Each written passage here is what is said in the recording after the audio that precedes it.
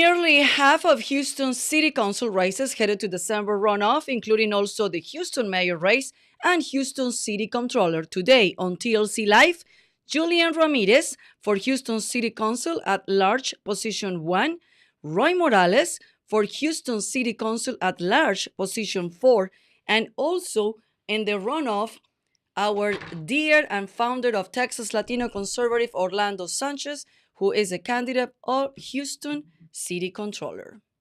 Good morning, everybody, and welcome to TLC Live as every Wednesday. I'm Andrea Gomez. Orlando is working on his runoff campaign, so he's not present today, but he is, with the community and talking to everybody and keep campaigning till December 9, Saturday, December 9, which is the day of the runoff elections. So we're going to start with our also dear friend, Julian Ramirez, who is running for city council at large, position number 1. Julian, good morning and welcome to TLC. Well, good morning, Andrea. It's great to be back with you. Well, tell us, I'm sure you're campaigning as Orlando and Roy Morales and everybody that is right now in the runoff because you finished campaigning for the November 7 election and continue campaigning for the runoff on December 9. That's right. The campaign continues. In the election just last week, I was the top vote getter in my race. And what that won me was another 30 days of hard work. And we're working towards finishing this off and winning the runoff. Well, definitely congratulations for sure, because we know that you've been working so hard, not only on this race, but in previous campaigning that you were in a different positions. But finally, you are in the runoff. You were on the top of the runoff and one of the favorite candidates. So give us an insight of the issues, the thing that you're gonna work on it, and what did you learn on this campaign that you're gonna improve on during this month before the runoff.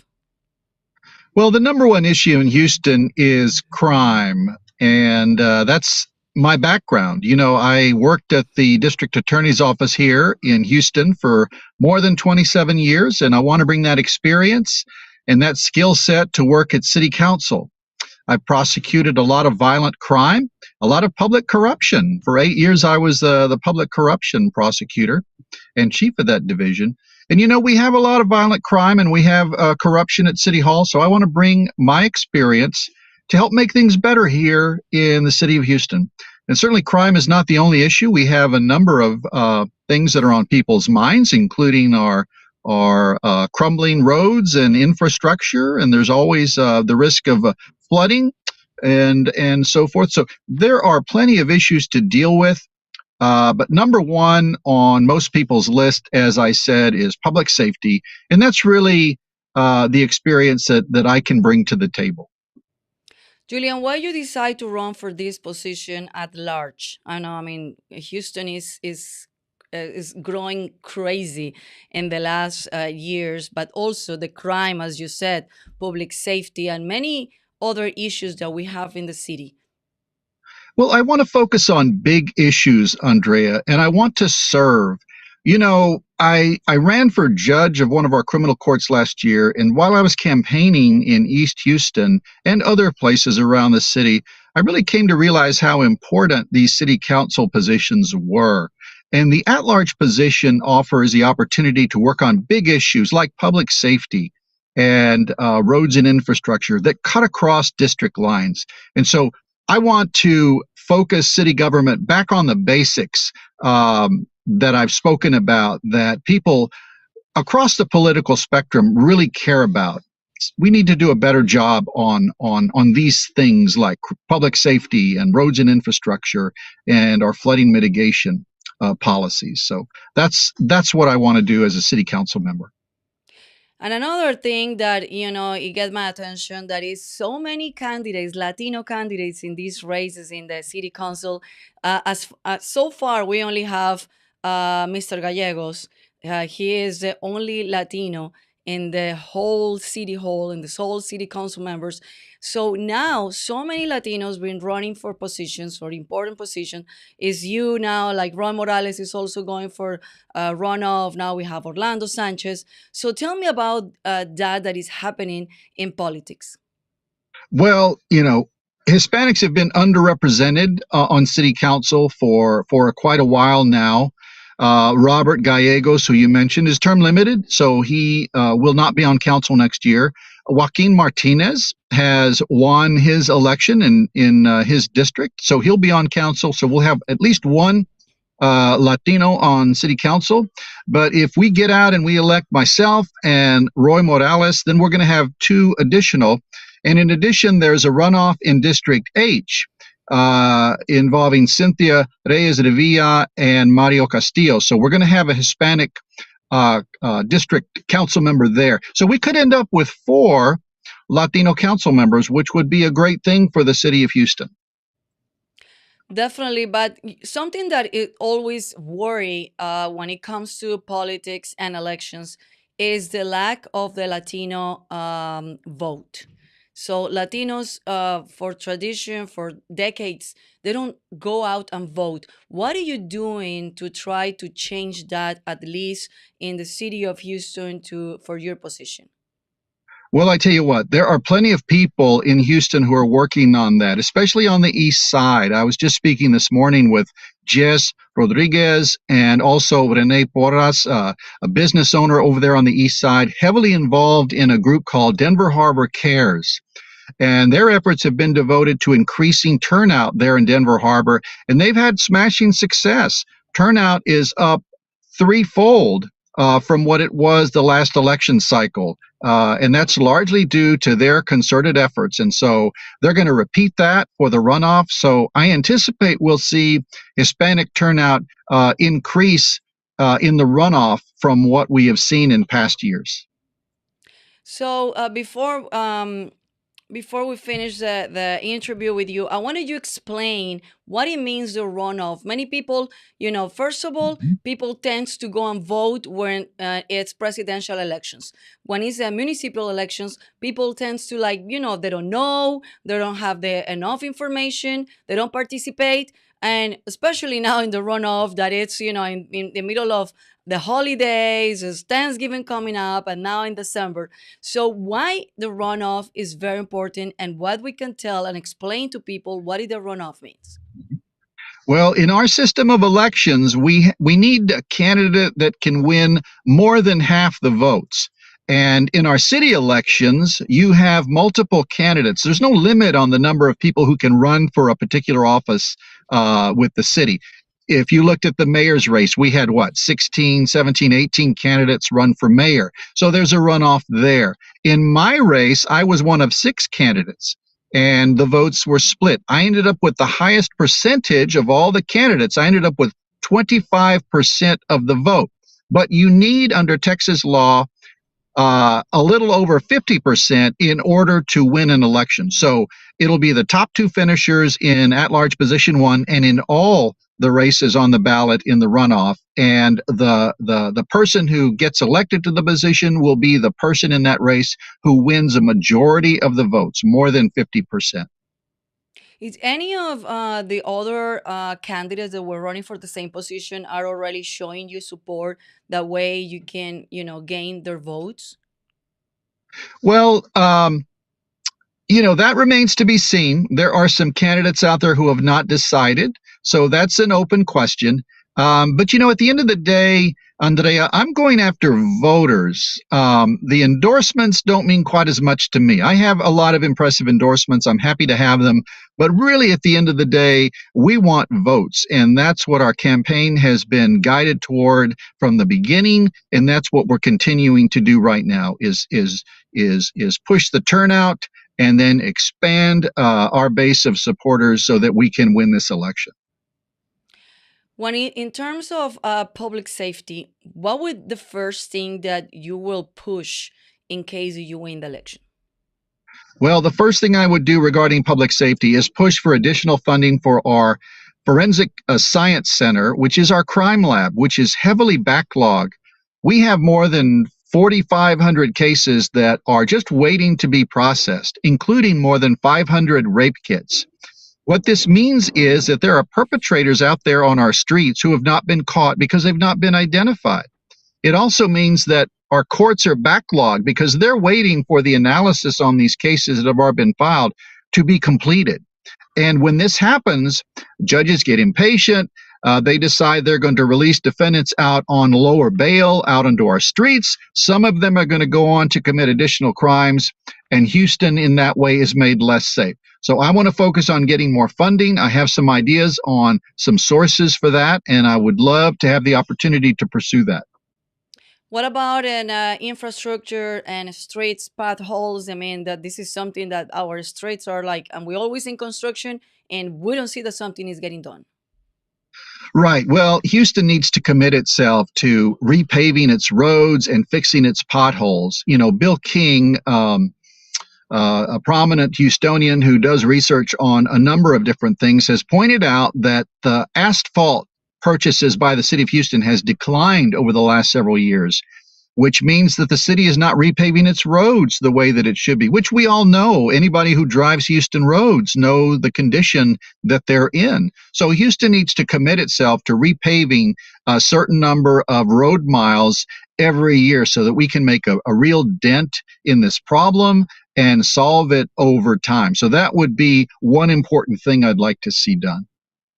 Business owners, I hear this complaint often. The permit department is slow. They don't get things done. It takes forever. So, what is your thoughts on that? Well, I totally agree. I've heard horror stories from contractors and builders and regular people, residents, about the permitting process, and they have a number of inefficient practices that we need to reform. And you know, the overall attitude, it seems, from the permitting department seems to be it's like working with your health insurance company where the default answer is no, where they're looking for a reason to deny you. I think sometimes the permitting center works in the same way. They're looking for a reason to deny you the permit, which delays projects, leads to money being lost because projects are not as profitable once time drags on and so forth. And so we need to eliminate some of the inefficient practices that we see in the permitting center. And I'd like to work with the mayor on that. Another thing that I hear constantly complaints, and I am the one that always complain, is like, for example, the water department. I mean, you call over there and it's always a delay and then they're not efficient. And it's like, it's crazy. At least now the electricity, it's not run by the government. So you have different options. But with the water in the city of Houston is not the case. Many of the offices in the government, it's like slow. Right. Well, with regard to water, there's a couple of common complaints that we see. One is people are complaining about the automatic rate increases that have been built in and passed by city council. Some people have said our water rate have doubled. Our water bill has doubled, even though we're not using more water. Now, why is that? Well, it's because council passed these automatic rate increases every year for the next few years some time ago. I would like to get council to repeal those automatic water rate increases and take it slower. Consider these rate increases on a yearly basis, right? Because people are being overburdened, especially our older folks, overburdened by these high water rates. The other thing that comes to mind with regard to water is the huge number of water main breaks that we have in the city. Hundreds and hundreds of water mains have broken in our hot summer, and the city has been so slow to repair these. And the result is that millions of gallons of water have been lost down the drain. So this is unacceptable. And this is my part of the theme that I've been pursuing since day one is Houston needs to focus on basic city services and do them well. And we don't seem to do any of it well. And that's a problem. And I'd like to help to fix that. Awesome. Well, Julian, I know you're busy campaigning and different events, so call to action. Just talk to the voters. Yes, please get out and vote. This election is so important. We're going to elect a new mayor, and the mayor is the dominant force in city government. We're also going to elect a new council. And this runoff is so important. If you want to have a voice in your city government, and especially if you're conservative, uh, please get out and elect our candidates. Vote for me, Julian Ramirez, vote for Roy Morales, and vote for Orlando Sanchez so that we can have truly have a voice in city government for the next 4 years. And where we can find you, and where we can people can find you and donate for your campaign, because you still need donation in your campaign. Absolutely. These campaigns are expensive, and I have expended all of our funds in order to get into this runoff, and we're raising money again. You can visit my website, www.julianramirez4 Houston.com, and there'll be a donate button there. That's probably the easiest way to do it. I'd also encourage folks to check out my Facebook page and my Instagram page and follow the activities of the campaign. If you're interested in getting involved, I would love to hear that, because it takes a group effort. And we're just going to move forward, until the runoff date and do what it takes to win this thing. Great. Well, congratulations and good luck. And we're going to just keep in touch with you till November 9, which is the elections. And also November 27 is early voting. That's right. Thanks so much, Andrea. It's great to be with you. Thank you, Julian.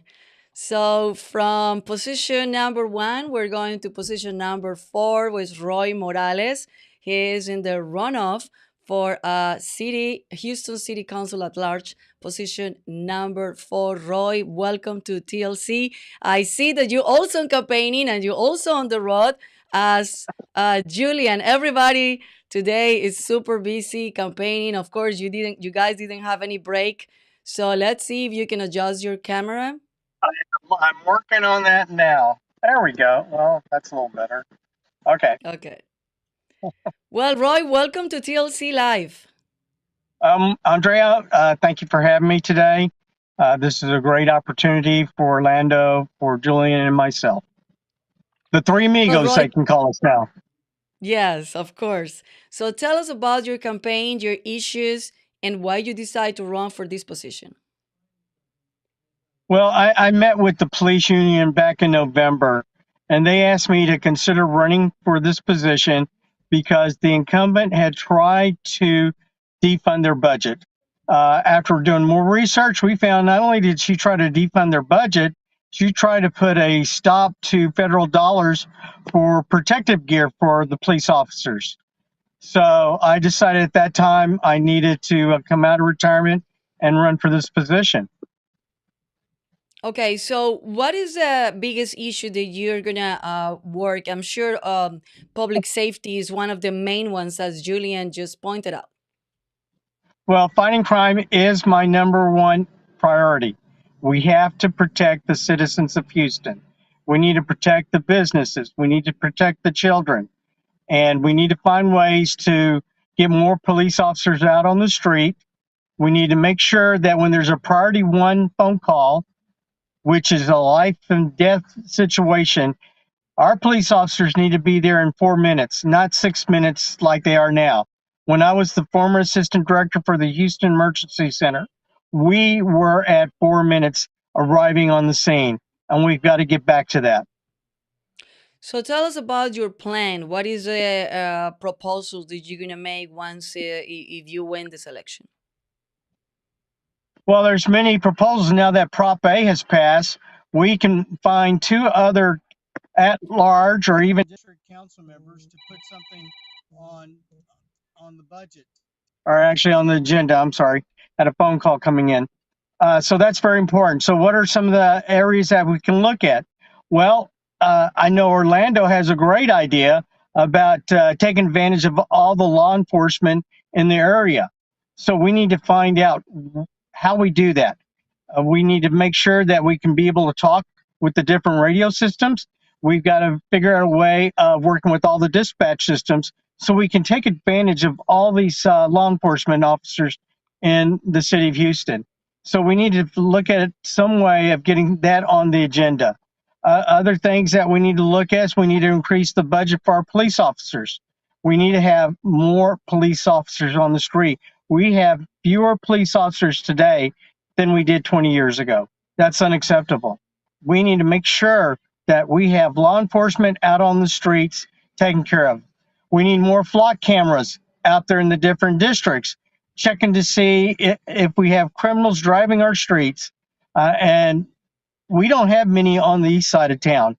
We need to get more active in pursuing criminals in Denver Harbor, in Second Ward, in Manchester, in the north side. Uh, we need to protect those areas more and more and more.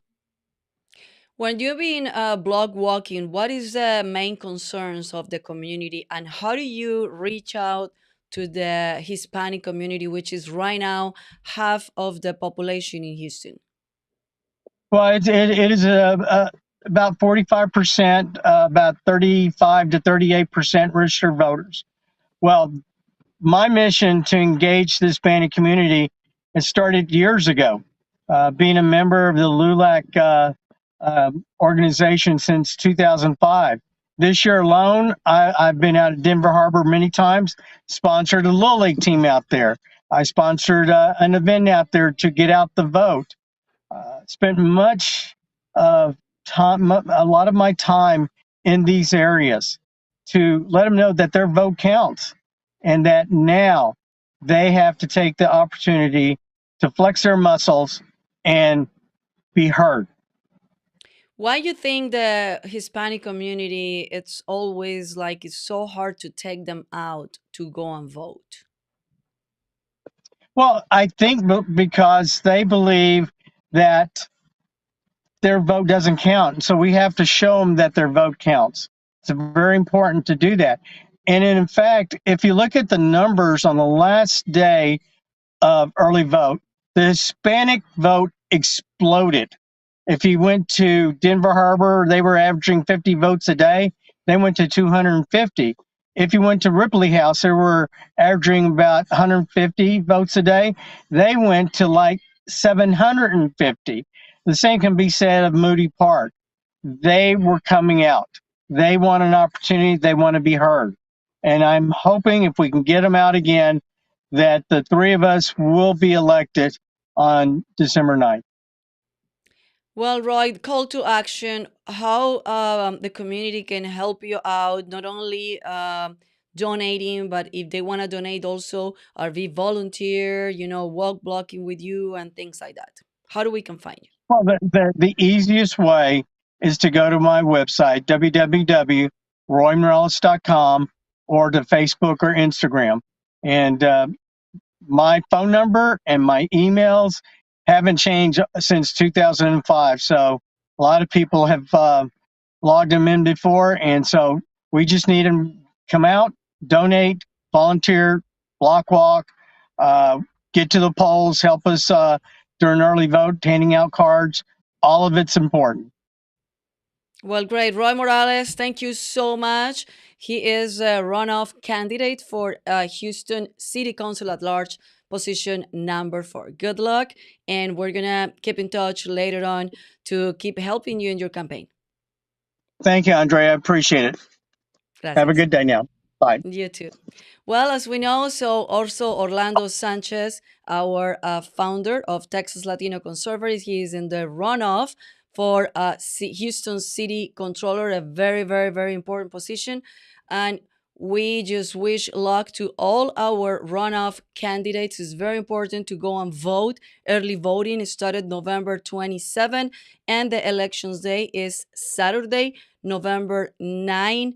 So just prepare for that day, or if you don't have time that Saturday, because many people are going on vacation, try to vote on the early voting. It's a week after Thanksgiving. So this is a very important election. This is the municipal election. This is the people that not only run the city, but it impacts our life daily, our family, our jobs, our streets, everything that has to do with the city is these people. So please go and vote. That's very important. And our Latino community, por favor, salgan a votar. This is a very, very important election. Probably more important the presidential election, because we live in the city and this is our daily thing that impact our life. Whatever they do, whatever they decide, whatever they propose, impact our daily life. So this is a very important. If we want things to get done, we need to go and vote. Otherwise, we cannot complain. So again, December 9th, Saturday, is Elections Day, and November 27th is early voting. Thank you so much for being with us, and please also visit us at texaslatinoconservatives.com. Donate, participate, check our calendar. Leadership Latino is coming up in January at the end of the month. So please check it out and register for our class. If you want to run for office, if you want to be a leader of your community, or you just want to participate. And this is very important. Whatever we do in politics is going to impact not only our life, but our children, our families, our job. Politics, whether you like it or not, so many people don't like politics, but whether we like it or not, politics run our country, our life, and everything, decisions that the cities and the county, the states, and the country made. So that's why it's very important to go and vote. Muchas gracias por habernos acompañado. El próximo miércoles es la semana de Thanksgiving. No vamos a tener un show. Así que los vemos la semana después de Thanksgiving. Next week is Thanksgiving. So it's time to be with the family, with friends, to be grateful, to thank for everything that we have in this life, for have our loved one nearby, and to have a meal and to share all the beautiful and good things that this life is giving us. So that's why we're going to make a pause next week on the show, but we'll see you guys next the following weekend, when also start the early voting in the runoff election. Muchas gracias por habernos acompañado. Nos vemos en 2 semanas. Chao, chao.